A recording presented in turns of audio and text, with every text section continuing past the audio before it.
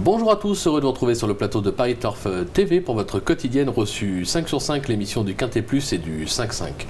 Pour m'accompagner aujourd'hui, Mathieu Levaleur. Bonjour Mathieu. Salut Philippe, bonjour à tous. Mathieu, direction Saint-Malo ce mercredi avec la 8e étape du JNT Paris Turf. Une épreuve de qualité avec un gros lot puisque 2 rendements de distance à 25 mètres et à 50 mètres, ça veut dire qu'il y a des clients. Voilà, des concurrents UP, bien connus des turfistes.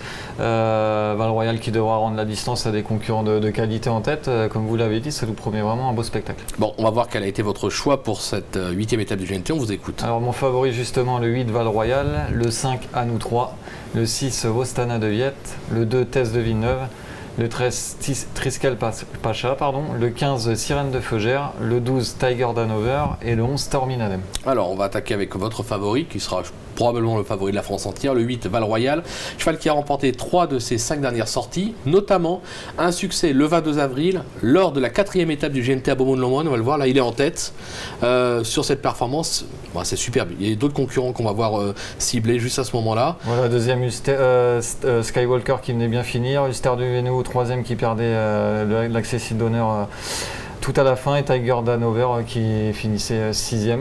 Donc Ursa Major 4e qu'on voit ici. On a vu ça à la fin, ouais. Bon, après on sait que Beaumont-de-Lomagne, c'est pas la piste de Saint-Malo, beaucoup plus sélectif à Saint-Malo. Mais Valroyal se baladait vraiment ce jour-là. Entre-temps, il a gagné l'étape de Laval, pareil, où il dominait de peu, mais quand même assez sûrement Vinci de l'Abbaye. Et la dernière fois, sa tentative à Cabourg avait pour but de la mener au mieux pour cet objectif. D'ailleurs, il courait bien mieux que ne l'indique son classement en retrait. Il finissait avec des ressources après avoir fait une légère faute en début de parcours. Là, il sera déféré des 4 pieds. Il doit certes rendre la distance, mais ça ne devrait pas le déranger. Il devra avoir du train devant, ce qui devrait servir vraiment ses intérêts. Jean-Michel Bazir est au top. Il a fait un coup de 5 en province à Neuilly-Pompierre dimanche dernier. Donc avant le coup, Valroyal, base en béton armé. Ouais, c'est le cheval à battre. Ouais, je pense qu'il ne devrait pas taper loin. Après, il ne sera pas forcément très joué. Il y a des concurrents devant. On peut peut-être toucher un 3 contre 1. Ah, ça peut être intéressant. J'ai un 3 contre 1, on achète. Je prends. C'est clair. On va lui opposer le numéro 5 à nous 3, un cheval qui s'est placé au niveau semi-classique sous la selle. Il possède également d'évidents moyens à l'attelé, au top, idéalement engagé en tête. C'est peut-être l'opposition justement de ce Valroyal. Voilà l'entraînement en forme de Sébastien Garato. À nous 3, la dernière fois, il concluait 5e d'un lot très bien composé sous la selle. Après, limite, je préfère au Sulky. Auparavant, il était 2e de ici au fort dans un quintet à Vichy. Il avait pris les commandes de l'épreuve ce jour-là. Il s'était incliné vraiment tout à la fin. C'est la tactique qu'on devrait encore employer, je pense, ce mercredi à Saint-Malo, à nous 3, s'il s'élance sur la bonne jambe. Après, on ne va pas se poser de questions et on ne va pas attendre Jean-Michel Bazir au second échelon si vraiment on veut défendre chèrement ses chances.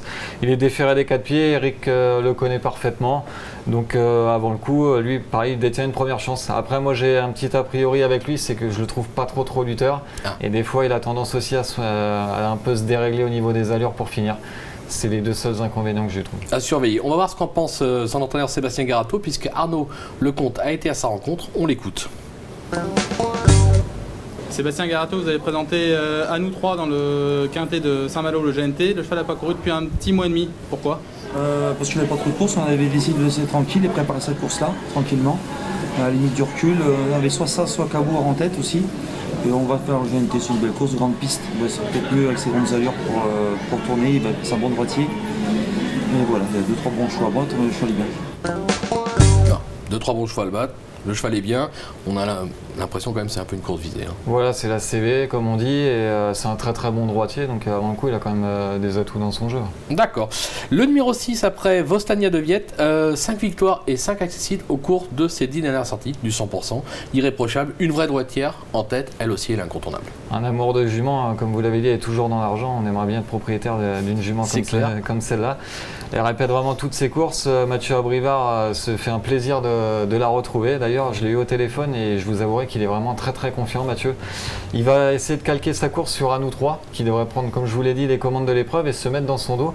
Parce qu'il faut noter que Vostana de Viette devait souvent rendre la distance les dernières fois, alors qu'elle réalisait déjà des super performances en traçant des lignes droites de toute beauté. Là, l'avantage de s'élancer en tête. Donc si elle parvient à prendre rapidement le dos d'Anou 3, Et il est capable de l'emmener très très loin. Et elle, après, elle a vraiment un bout vide pour finir. Donc attention, cette Vostana Viet défait à D4, elle se transcende. Donc avant le coup, c'est un très bon outsider. Ça nous annonce une superbe course. Ensuite, le numéro 2, Tess de Villeneuve. Elle reste sur 3 succès, dont 2 à droite. Elle est au top. Idéalement engagée en tête, elle aussi, on va s'en méfier. Voilà, jument de qualité, elle a franchi un cap depuis qu'on l'a défaire des 4 pieds. Elle reste sur la bagatelle de 3 succès. Elle, c'est pareil, à main droite, elle excelle aussi. À gauche, elle a des performances aussi, mais à main droite, c'est vraiment très très bien. Bon, là, c'est son entraîneur qui se resulquille, mais il vient de gagner avec, comme Jean-Michel Bazir est sur Val-Royal, donc on se pose pas trop de questions. C'est une jument facile à utiliser, en plus, elle est vraiment très maniable dans un parcours. Pareil, le train soutenu devrait servir ses intérêts, parce que lui, il lui faut vraiment le parcours masqué afin qu'elle donne sa pleine mesure. Donc elle ne sait que trotter, elle est en forme, donc avant le coup, elle c'est pareil, elle détient une première chance. Oui, on ne peut pas l'écarter. Justement, on va écouter Séverine Raymond qui nous parle de Tess de Villeneuve. Elle a été jointe au téléphone par Arnaud Lecomte. On l'écoute. Oui, la jument est en forme. Voilà, après, on ne va pas rencontrer les mêmes, quoi. La catégorie est nettement supérieure. Est-ce qu'elle a conservé un bon état de forme depuis sa dernière victoire au Mans? Ah ouais, la jument est restée bien, oui. Quelles sont vos ambitions avant coup? Bah, si elle est 4-5, ce sera bien. 4-5, ça sera bien. On a compris, pour la victoire, semble un tout petit peu barré. Maintenant, dans 4, 5e, voire mieux, selon les circonstances de course, pourquoi pas, on va s'en méfier. Comme le dit Séverine, pour la 4e ou 5e place, c'est une jument qui a pris pas mal de gains quand même ces dernières semaines, donc ça commence à se compliquer un peu pour elle. Mais bon, comme je vous l'ai dit, elle est vraiment maniable dans un parcours, donc pour une place, on peut la suivre en confiance. On va surtout pas l'écarter. En 5e position, le numéro 13, Triskel Pacha, qui va rendre 25 mètres. 4e de l'étape à Laval en juin dernier. 6e récemment, le Buenos Aires à Anguin. Il s'est déjà placé sur ce parcours, même aux 25 mètres, attention. Voilà, je pense que ça va être quand même assez dur de rendre la distance, à part pour Val-Royal, parce qu'après devant il y a des concurrents de qualité, mais Triskel Pacha dans le Buenos Aires, c'était trop relevé pour lui. En plus, il courait ferré. On visait clairement cette étape de Saint-Malo. Là, il sera déféré des 4 pieds. C'est un cheval qui reste quand même assez compliqué à utiliser, mais bon, la maestria de Franck Niva, on la connaît parfaitement. C'est un cheval après qui est capable de tracer un drôle de dernier kilomètre. Il n'a jamais le morceau dans un parcours. Donc avant le coup, lui c'est pareil, pour être 4 ou 5e, s'il est bien carré d'allure, je pense qu'il aura de logiques ambitions. Bon, on semble avoir des bases assez logiques au départ de cette épreuve. Mathieu, on va passer maintenant votre petite pépite dans la réunion. Voilà, je suis très très confiant avec Mafioso Face, un cheval de lui, Lufti Cogini, ses pensionnaires ne cessent de s'illustrer ces dernières semaines. J'ai été voir sa dernière course à Compiègne au Sulky, il gagnait vraiment en roue libre ce jour-là. Là, il revient sous la selle. Cet hiver, il faisait l'objet de bruit très très favorable dans cette spécialité. Malheureusement, il était parti au galop avec Camille Lévesque. Donc je pense que là, il va vraiment faire très très attention en partant. Et s'il part sur la bonne jambe, il va falloir sortir le grand jeu pour le battre. C'est fait, c'est annoncé, ça va gagner.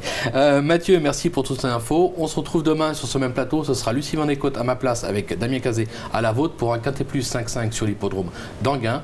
Bon jeu à tous et à très vite sur le plateau de Paris Turf TV. Au revoir. Au revoir.